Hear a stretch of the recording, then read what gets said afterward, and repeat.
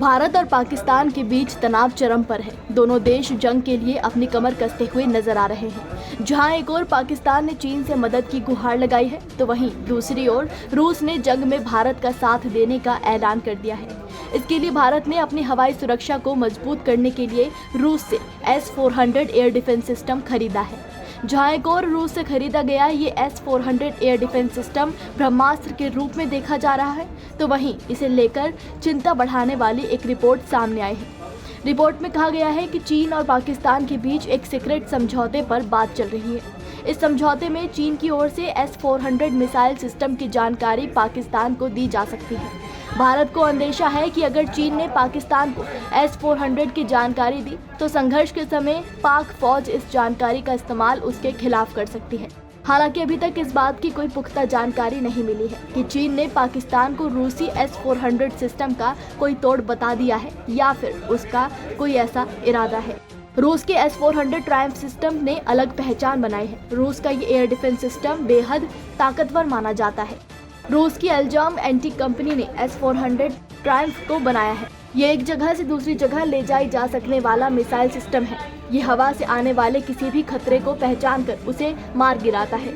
इसमें लड़ाकू विमान, बम वर्षक विमान, क्रूज मिसाइल, बैलिस्टिक मिसाइल और ड्रोन शामिल हैं। ये इन तमाम हथियारों से एक क्षेत्र की रक्षा करता है। S-400 सिस्टम 380 किलोमीटर तक की दूरी तक मार सकता है और एक साथ 80 लक्ष्यों पर नजर रख सकता है। इसका रडार आधुनिक फाइटर जेट को भी पकड़ सकता है। इसमें अलग अलग दूरी की मिसाइलें हैं। इसमें कम दूरी के लिए 40 NG मिसाइल और लंबी दूरी के लिए इंटरसेप्टर मिसाइलें हैं। ये इसे हवाई सुरक्षा के लिए बहुत उपयोगी बनाती है। बता दें कि भारत ने 2018 में रूस के साथ $5.43 अरब का समझौता किया था। इस समझौते में भारत को S-400 के 5 स्क्वाड्रन मिलने तय हुए थे। साल 2023 तक पहले 3 स्क्वाड्रन भारत को मिले। भारत ने इनको चीन और पाकिस्तान की सीमा पर तैनात किया है, तो वहीं चीन ने भी रूस से S-400 खरीदा हुआ है। चीन ने 2014 में रूस के साथ $3 अरब में ये सौदा किया था। ऐसे में चीनी सेना के लोग इस सिस्टम की खूबियां और कमजोरियां अच्छे से जानते हैं। अगर चीनी एक्सपर्ट पाकिस्तान को इस सिस्टम के रडार की फ्रीक्वेंसी, इस्तेमाल करने के तरीके और कमजोरियों के बारे में बता देते हैं तो भारत के लिए अरबों डॉलर का निवेश एक तरह से बेकार होकर रह जाएगा। तो वहीं दूसरी ओर भारत पाकिस्तान तनाव के बीच तुर्की एक बार फिर पाकिस्तान की तरफ झुका हुआ नजर आ रहा है। 22 अप्रैल को जम्मू कश्मीर के पहलगाम में हुए आतंकी हमले पर तुर्की के राष्ट्रपति एर्दोआन का बयान एक हफ्ते बाद सोमवार को आया।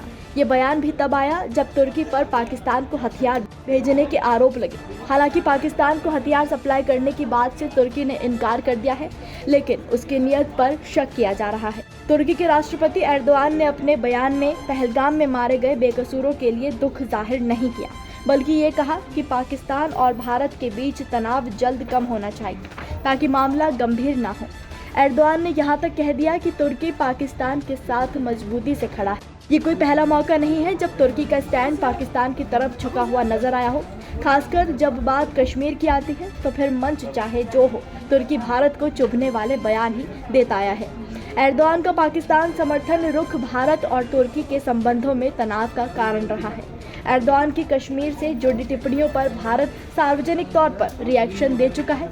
विशेषज्ञ मानते हैं कि कश्मीर एक ऐसा मुद्दा है जिस पर 50 से ज्यादा देशों वाले इस्लामिक संगठन OIC का रुख भी भारत की सोच के विपरीत रहा है। ऐसे में एर्दोआन भी इस मुद्दे पर मुखर रहते हैं। नमस्कार, मैं हूं मानक गुप्ता। अगर आपको हमारा ये वीडियो पसंद आया हो तो इसे लाइक और शेयर जरूर करें, और हाँ, हमें सब्सक्राइब और फॉलो करना ना भूलें ताकि आप देश और दुनिया की कोई खबर मिस ना करें। तो जुड़े रहिए हमारे साथ और देखते रहिए News 24।